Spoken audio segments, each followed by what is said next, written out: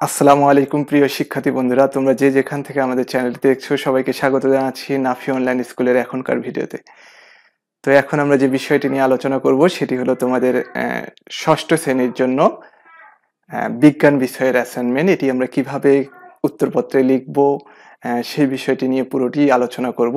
তার আগে তোমরা যারা এখনো আমাদের চ্যানেলটি সাবস্ক্রাইব করোনি তারা অবশ্যই চ্যানেলটি সাবস্ক্রাইব করে নেবে, আর যারা অলরেডি করেছে তাদেরকে অসংখ্য অসংখ্য ধন্যবাদ। তো বন্ধুরা, আমরা পুরো বিষয়টি স্ক্রিনে আলোচনা করব। চলো তাহলে স্ক্রিনে যাওয়া যাক। শিক্ষার্থী বন্ধুরা, তোমাদেরকে স্ক্রিনে স্বাগত জানাচ্ছি। স্ক্রিনে তোমরা ষষ্ঠ শ্রেণীর চতুর্থ সপ্তাহের বিজ্ঞান বিষয়ে যে কোশ্চেনটি রয়েছে সেটি দেখতে পাচ্ছ। এখানে একটি উদ্দীপক রয়েছে এবং উদ্দীপক থেকে একটি সৃজনশীল কোশ্চেন আমাদেরকে অ্যান্সার করতে হবে। তো উদ্দীপকে দুটো চিত্র রয়েছে, একটি হচ্ছে মোমবাতির চিত্র এবং অপরটি হচ্ছে বরফখণ্ডের চিত্র।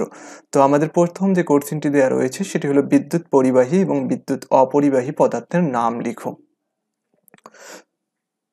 এরপর যেটি রয়েছে বিদ্যুৎ পরিবহনে তামার তার ব্যবহারের কারণ কি, এবং পরের যে প্রশ্নটি সেটি হলো উদ্দীপকে প্রথম চিত্রের মোম গলে পড়ার পরবর্তী অবস্থা ব্যাখ্যা করো।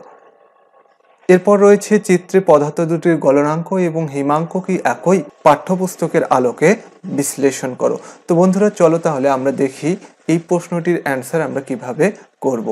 তো প্রথমে আমরা শিরোনাম দেব। শিরোনাম, যেহেতু অধ্যায়টির নাম পদার্থের বৈশিষ্ট্য এবং বাহ্যিক প্রভাব, তাহলে শিরোনাম আমরা এটিই দেব, পদার্থের বৈশিষ্ট্য এবং বাহ্যিক প্রভাব। তোমাদের ক নম্বর প্রশ্নে যেটি রয়েছে সেটি হলো বিদ্যুৎ পরিবাহী এবং বিদ্যুৎ অপরিবাহী পদার্থের নাম লিখো। তো আমরা বিদ্যুৎ পরিবাহী পদার্থের নামগুলো লিখব, তার আগে বিদ্যুৎ পরিবাহী পদার্থ কি জিনিস সে তার সংজ্ঞাটা আমরা একটু দেব। তো আমরা বিদ্যুৎ পরিবাহী পদার্থ বলতে বুঝি যে সকল পদার্থের এক পরমাণু থেকে অন্য পরমাণুতে খুব সহজেই ইলেকট্রন পরিবহন করতে পারে তাকে বিদ্যুৎ পরিবাহী পদার্থ বলে। তো এই সংজ্ঞাটি দেওয়ার পর আমরা এর উদাহরণগুলো দেব। যেমন উদাহরণ হিসেবে আমরা দিতে পারি সিলভার, কপার, অ্যালুমিনিয়াম। আসলে বন্ধুরা, সকল ধাতুই কিন্তু বিদ্যুৎ পরিবাহী। এছাড়াও অধাতু হিসেবে কার্বন, সেটিও বিদ্যুৎ পরিবাহী, আমরা সেটি দিতে পারি। এরপর রয়েছে বিদ্যুৎ অপরিবাহী পদার্থ। তো যে সকল পদার্থের এক পরমাণু থেকে অন্য পরমাণুতে খুব সহজে ইলেকট্রন পরিবহন করতে পারে না তাকে বিদ্যুৎ অপরিবাহী পদার্থ বলে, যেমন প্লাস্টিক, রাবার, কাঠের টুকরা ইত্যাদি। আশা করি তোমরা প্রথম প্রশ্নের অ্যান্সারটি বুঝতে পেরেছো। এরপর যেটি রয়েছে সেটি হলো বিদ্যুৎ পরিবহনে তামার তার ব্যবহারের কারণ কি। তো বন্ধুরা, বিদ্যুৎ পরিবহনে তামার তার ব্যবহারের কারণ আমরা যেভাবে অ্যান্সার করব সেটি হলো যে সকল পদার্থের এক পরমাণু থেকে অন্য পরমাণুতে খুব সহজে ইলেকট্রন পরিবহন করতে পারে তাকে বিদ্যুৎ পরিবাহী পদার্থ বলে। সাধারণত সব ধাতুই বিদ্যুৎ পরিবহন করতে পারে, আর তামা একটি ধাতু হয় এর এক পরমাণু থেকে অন্য পরমাণুর মধ্যে দিয়ে খুব সহজেই ইলেকট্রন চলাচল করতে পারে, যার ফলে তামা বিদ্যুৎ পরিবাহী হিসেবে আচরণ করে। এ কারণেই বিদ্যুৎ পরিবহনে তামার তার ব্যবহার করা হয়। আশা করি তোমরা বুঝতে পেরেছো। এরপর যেটি দেওয়া হয়েছে সেটি হলো উদ্দীপকের প্রথম চিত্রে মোম গলে পড়ার পরবর্তী অবস্থা ব্যাখ্যা করো।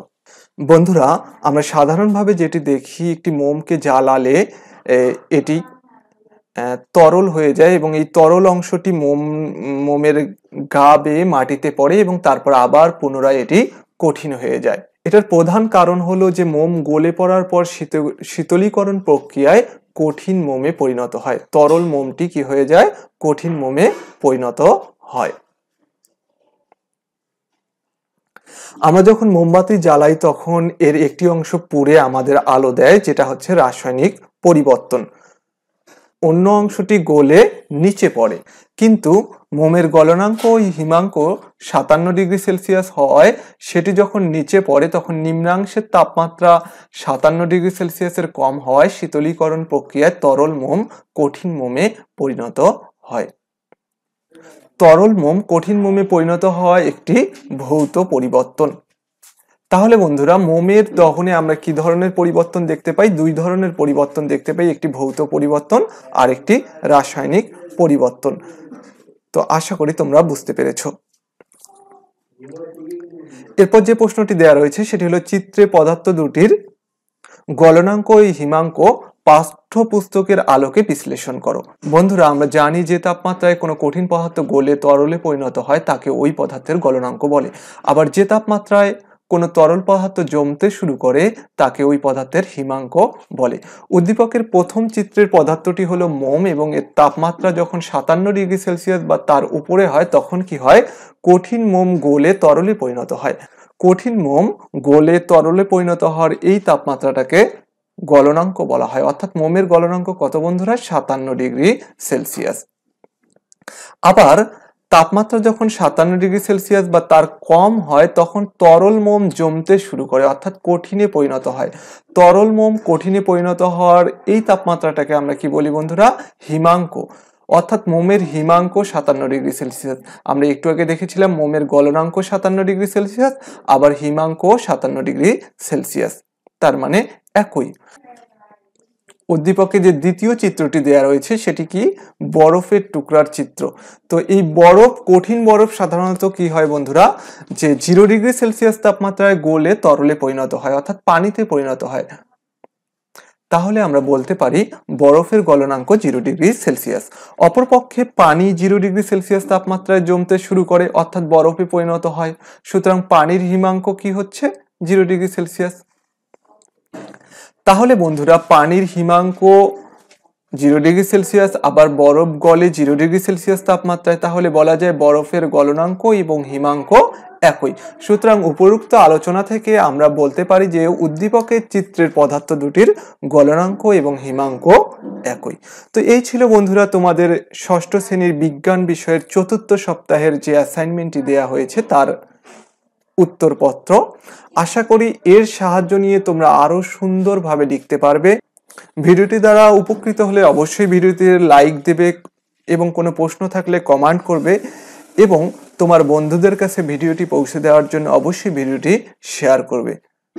তো বন্ধুরা এখনকার মতো আল্লাহ হাফেজ।